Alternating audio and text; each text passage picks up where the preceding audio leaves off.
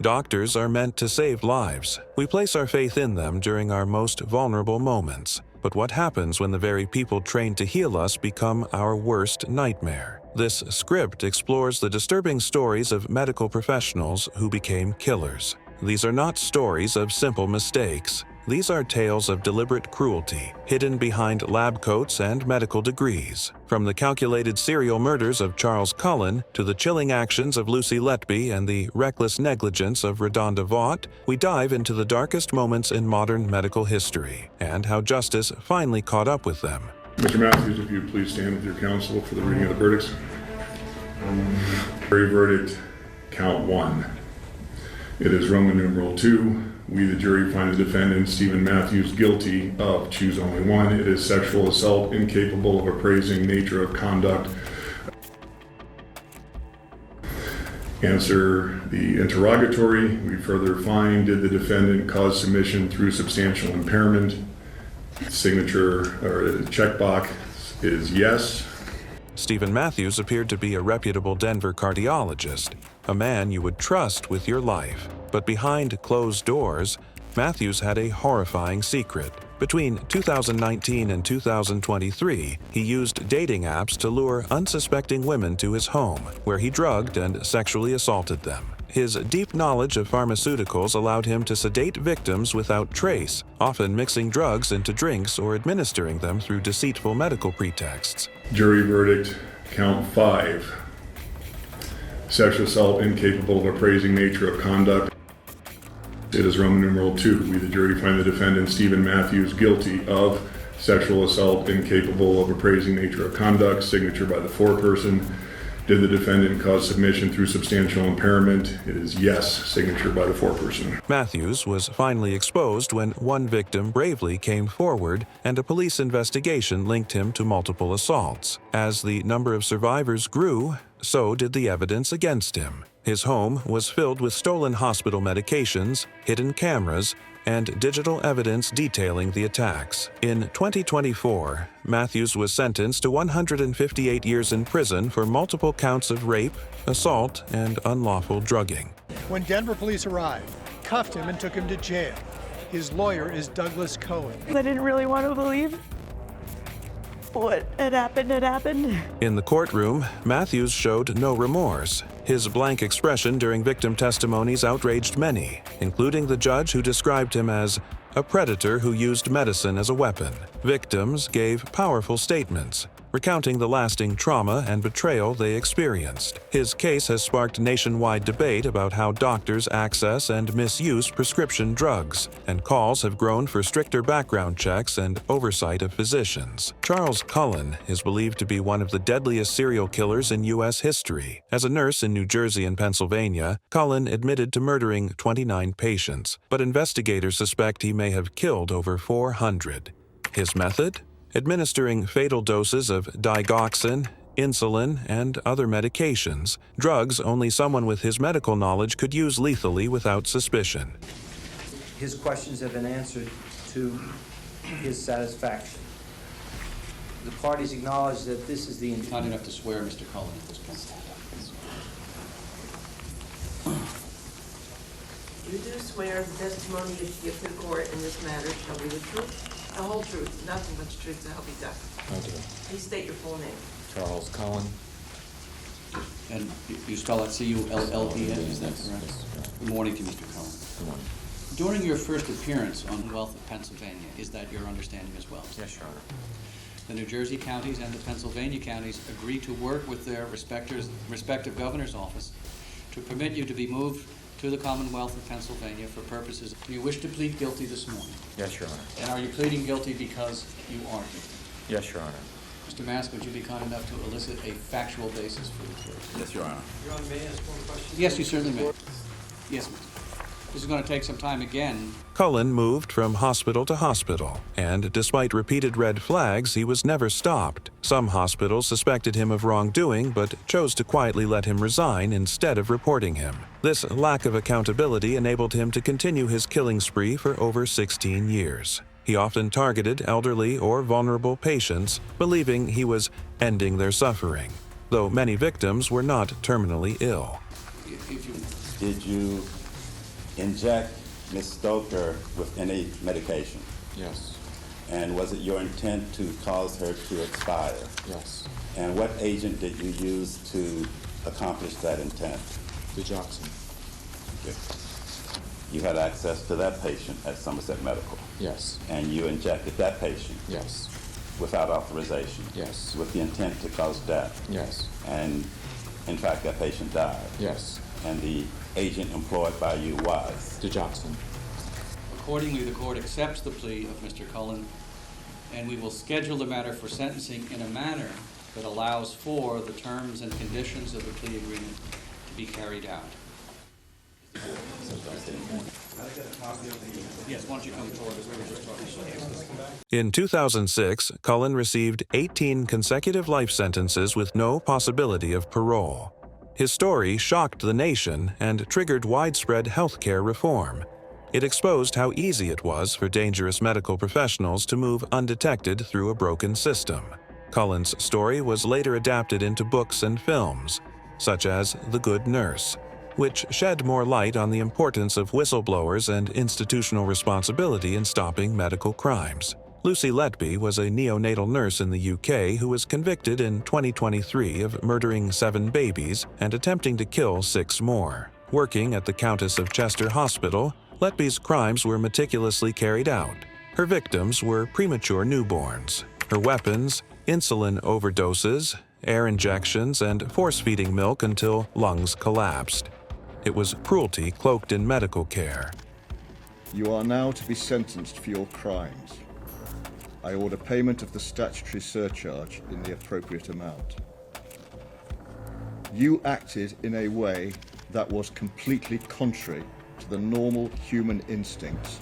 You never did anything that was meant to hurt a baby, and only ever did your best to care for them. That was but one of the many lies you were found to have told in this case. What made Letby's case especially disturbing was the breach of trust. She sent sympathy cards to grieving parents and even took photos of babies after harming them. Staff grew suspicious when multiple unexplained deaths occurred only during her shifts. Despite initial administrative hesitation, the hospital finally contacted the police, leading to one of the most disturbing healthcare investigations in British history. They told me that there had been a lot more deaths and that I'd been linked to somebody that was there for a lot of them. Did you have any concerns that there was a rise in the mortality rate? Yes. Okay, so tell me about that. What concerns did you have? I think we don't just notice as a team in general, the nursing staff, that this was a rise compared to previous years.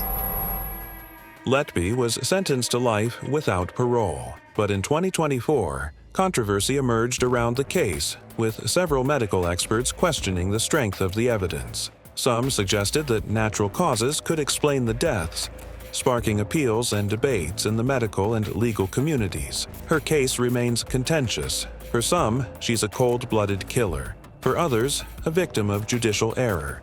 But for grieving parents, the pain remains unresolved. Dr. Raynaldo Rivera Ortiz, an anesthesiologist from Texas, was arrested in 2022 in connection with several surgical complications and unexplained deaths. Ortiz was accused of tampering with IV bags at Baylor Scott and White Surgicare Center, inserting heart-stopping drugs like bupivacaine into them. The result? Several patients suffered cardiac arrests during minor procedures, including a colleague doctor, Melanie Casper, who died after using a tainted bag. The motive seemed deeply personal and professional. Ortiz was facing disciplinary actions and allegedly acted out of vengeance, aiming to sabotage colleagues by causing surgical failures. His betrayal of medical ethics was unprecedented. Surveillance footage showed him suspiciously handling IV bags, and lab tests confirmed contamination that matched the drugs found in victims' bloodstreams. Canadian nurse Elizabeth Wettlaufer confessed in 2016 to killing 8 elderly patients and attempting to kill 6 more using insulin overdoses. Her crimes took place over nearly a decade in Ontario care homes. She later claimed that a red surge would overtake her before each killing, a compulsion she couldn't resist. Her targets were often helpless seniors with no way to fight back. I think she's sick, literally sick. She needs help. She's a sick person, and she's lost in this world. And she made a lot of families in pain for the rest of their lives. I just picture my dad. Wettlaufer kept a personal journal where she documented the killings in chilling detail, even writing poems about her victims. Despite administering fatal doses, she often avoided suspicion, blaming natural causes for the deaths. It wasn't until she checked herself into a mental hospital and confessed to staff that the authorities became involved. Her openness during interrogation was staggering. She showed little remorse. I'm just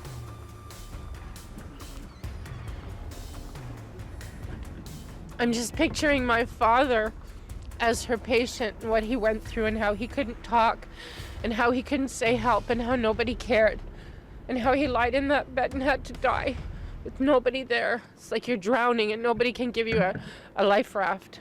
That's what my dad went through. And now I went through torture because I can't say anything to this individual and I cannot do anything. So this is even worse sometimes, I think.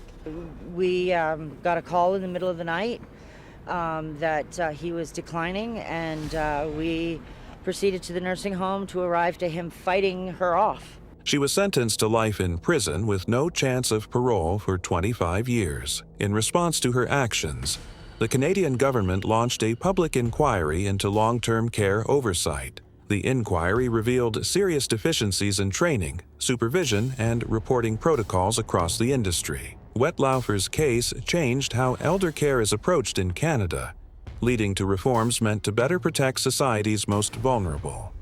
RaDonda Vaught was a nurse at Vanderbilt University Medical Center who made a devastating error in 2017. Instead of administering the sedative versed to a patient, she accidentally gave vicuronium, a paralyzing agent used in surgeries. The patient, Charlene Murphy, stopped breathing and died. Vaught reported the mistake immediately, but a criminal investigation soon followed. Education and all the safeguards protecting patients' lives. She left a 75-year-old woman, was pushed into a room, and because she gave her vicuronium, she suffocated to death. RaDonda Vaught acknowledged this mistake immediately. She cooperated fully with everyone at the hospital. She was completely transparent. In 2022, she was convicted of criminally negligent homicide. Though she received probation instead of jail time, the case sparked widespread outrage in the nursing community. Thousands of medical workers protested the verdict, warning that criminalizing human error would create a chilling effect, making healthcare professionals less likely to report mistakes for fear of prosecution. And said that his patient, CM, was in radiology to have a scan and that she needed a medication for anxiety. I went to the AccuDose machine to look for the medication that he said had been ordered for her, and I couldn't find it under her listed medications. So I called him back. I was pulling this medication. I didn't think to double check what I thought I had pulled from the machine. I used the override function. I don't recall ever seeing any warnings that showed up on the monitor. If there was a warning on the drawer, it didn't strike me. There are a lot of drawers with warnings. It's a critical care area. I walked across the hall to the tube station, and at that point, Ethan approached me, and he was holding the bag of contents that I had given him earlier. He asked if this was the medication that I had given Miss Murphy, and I looked at the bag, CM. I looked at the bag and I confirmed that it was, and that's when he said it's not Versed, it's vicuronium. So I asked him to give the bag to our charge nurse. Vaught admitted to her error and expressed deep remorse. She explained that hospital systems, poor communication, and a flawed medication dispensing machine contributed to the tragedy. The case ignited a national debate over safety culture in healthcare and whether professionals should be punished for systemic failings. To many, Vaught became a scapegoat in a system that often overlooks deeper problems.